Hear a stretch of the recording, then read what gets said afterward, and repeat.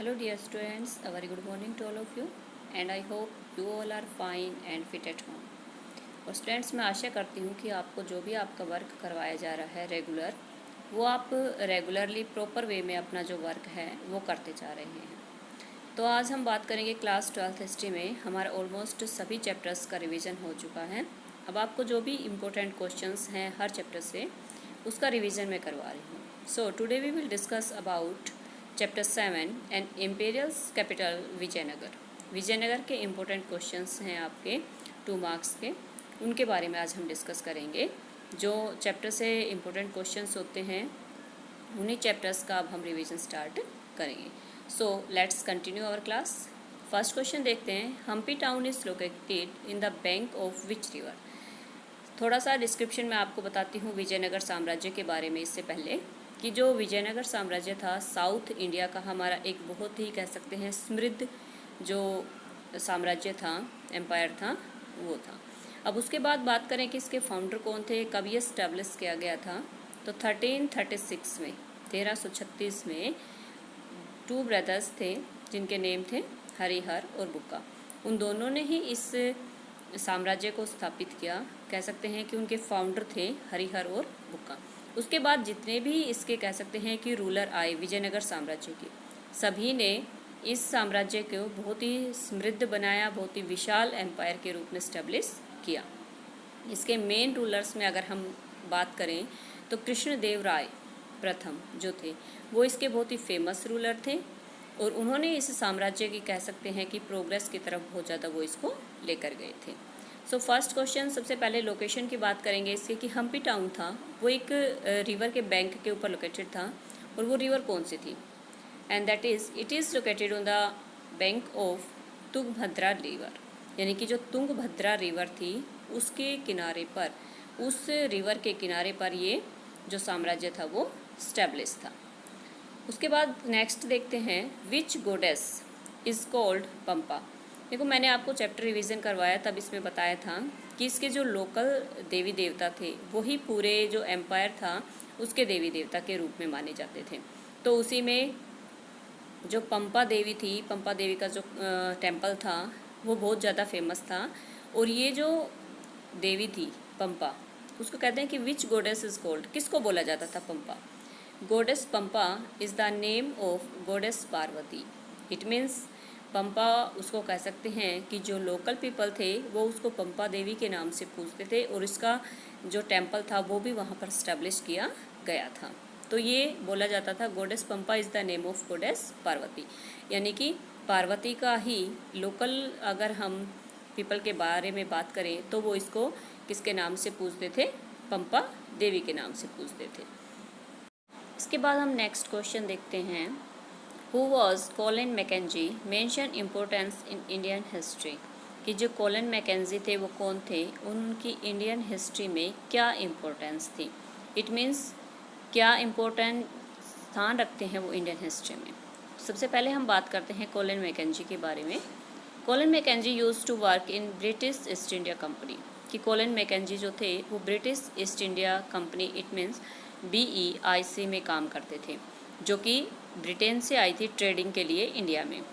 अब उसके बाद जब वो इस कंपनी में काम कर रहे हैं तो उसके बाद कह सकते हैं कि उनके जो कार्य थे, उनके काम से कह सकते हैं कि उन्हें एक इम्पोर्टेंट प्लेस दे दिया गया था, एक स्थान मिल गया था ब्रिटिश ईस्ट इंडिया कंपनी में। ही टुक बर्थ इन 1754, 1754 में उनका जो था वो जन्म हुआ था। अब उसके बाद मेनली एक सिर्फ कह सकते हैं कॉलिन मैकेंजी, एक बहुत सारी प्रतिभाएं उनमें छिपी हुई थी। जैसे he was a famous engineer, surveyor and humanist. एक बहुत अच्छे कह सकते हैं कि वो इंजीनियर के रूप में भी काम करते थे, साथ में एक सर्वेयर भी थे, सर्वे करने के लिए जो अपॉइंट किए जाते हैं, और साथ में कह सकते हैं एक ह्यूमनिस्ट भी थे, यानी कि एक मानवता के लिए काम करने वाले मानवतावादी भी थे। तो ये सारे के सारे कह सकते हैं कि जो गुण थे वो किस में थे, कॉलिन मैकेंजी में थे। अब उसके बाद हम बात करते हैं कि इंडियन हिस्ट्री में इनको जो इम्पोर्टेंट स्थान मिला हुआ है वो किस कारण से मिला हुआ है। He became the first surveyor general of British East India company इन 1815। 1815 में उनको अपॉइंट किया गया था इंडियन जो ब्रिटिश ईस्ट इंडिया कंपनी थी उसमें फर्स्ट सर्वेयर जनरल के रूप में, यानी कि पहले भारत के जो सर्वेक्षण विभाग के हेड बने थे वो कौन थे? कोलिन मैकेंजी थे। अब उसके बाद he died in the year 1821। उनकी डेथ कब हुई? 1821 में हुई थी। तो उनके जन्म की बात करें तो 1754 में फर्स्ट जो कह सकते हैं कि वो सर्वेयर अपॉइंट हुए 1815 में, और उनकी डेथ हुई थी 1821 में। He began to survey in the traditional culture and historical places of India. अब उन्होंने काम करना शुरू कर दिया इंडिया में। किस रूप में काम करना शुरू कर दिया उन्होंने? कि उन्होंने जो ट्रेडिशनल कल्चर थी हमारी, यानी कि पारंपरिक जो संस्कृति थी उसके ऊपर काम करना शुरू किया। साथ में जो हमारे हिस्टोरिकल प्लेसेस थे of India, in order to run administration, कि जो ब्रिटिश ईस्ट इंडिया कंपनी है उसका जो प्रबंधन है, जो उसका एडमिनिस्ट्रेशन है, वो कंटिन्यूसली चलता रहे।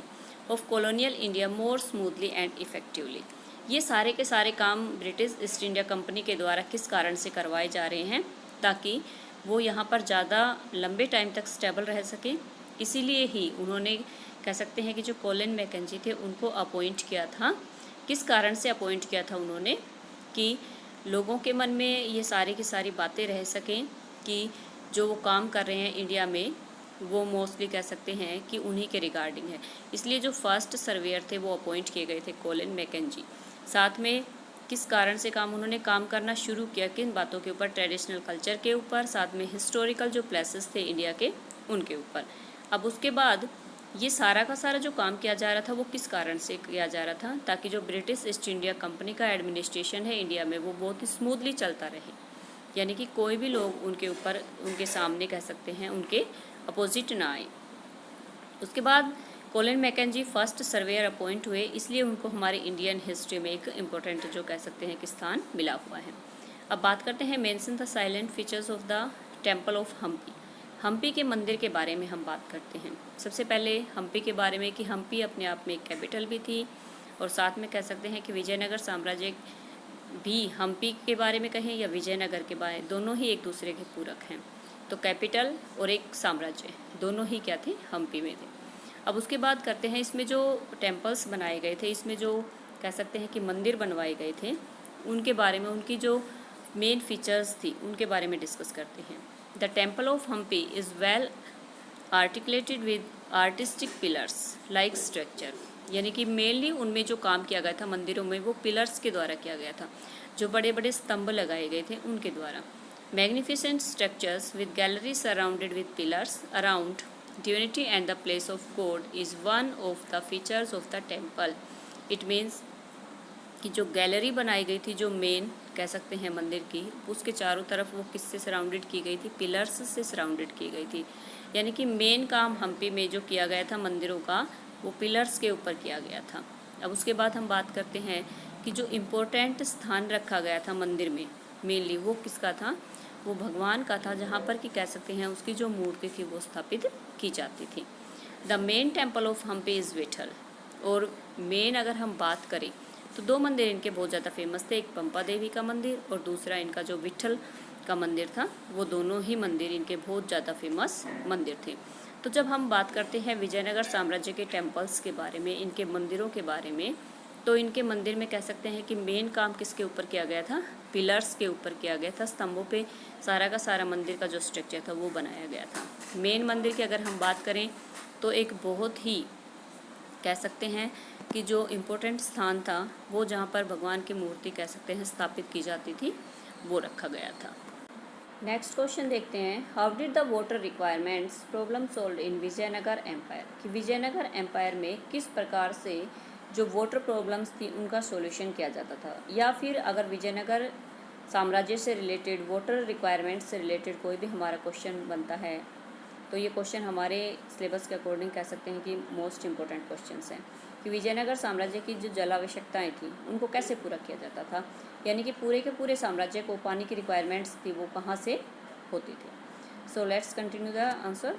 The natural reservoir is providing water for Vijayanagar is Tungabhadra river. सबसे फर्स्ट क्वेश्चन में हमने यही डिस्कस किया था कि जो विजयनगर साम्राज्य था वो कौन सी रिवर के बैंक के ऊपर था? तुंगभद्रा रिवर के ऊपर।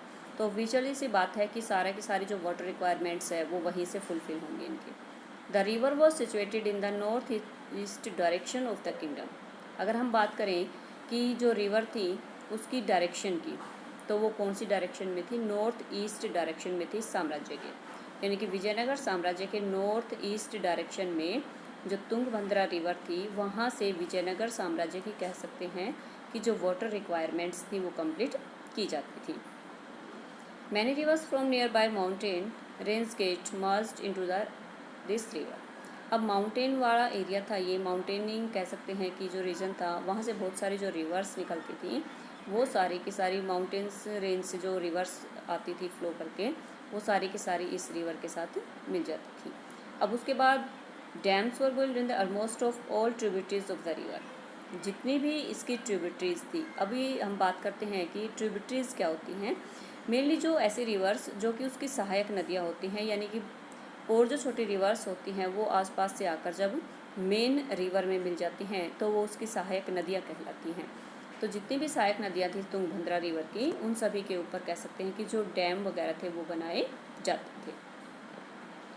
अब बात करते हैं कि those were build in the order to cope with the drastic climate in drought situation. एक बहुत बड़े होज का निर्माण किया गया था उस टाइम पे, किस चीज़ के लिए कि कभी अगर सूखा होता है या अकाल की सिचुएशन अगर आती है तो उस प्रॉब्लम्स का सॉल्यूशन निकालने के लिए एक बहुत बड़े होज का निर्माण वहाँ पर किया गया था, जिसमें कि कह सकते हैं कि बहुत सारा जो पानी था वो इकट्ठा किया जाता था। This was stored in the beginning of the 15th century.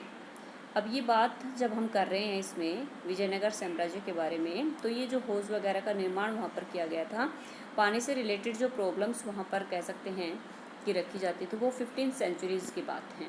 This place was called Kamalapuram water reservoir.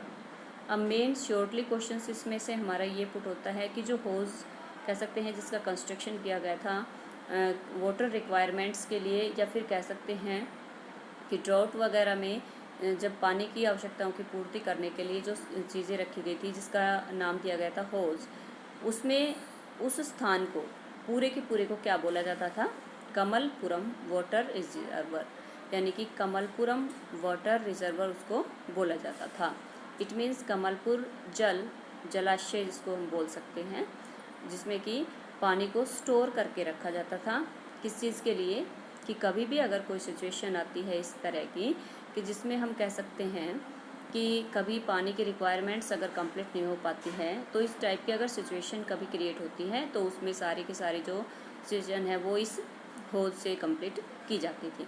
तो तुंगभद्रा रिवर की हम बात करें तो इसके नॉर्थ ईस्ट में ये रिवर स्टेब्लिश थी, वहाँ पर बहती थी, फ्लो करती थी, और सारी की सारी जो वाटर रिक्वायरमेंट्स थी वो जलाशयों से या फिर कह सकते हैं कि इस रिवर से वो कंप्लीट की जाती थी।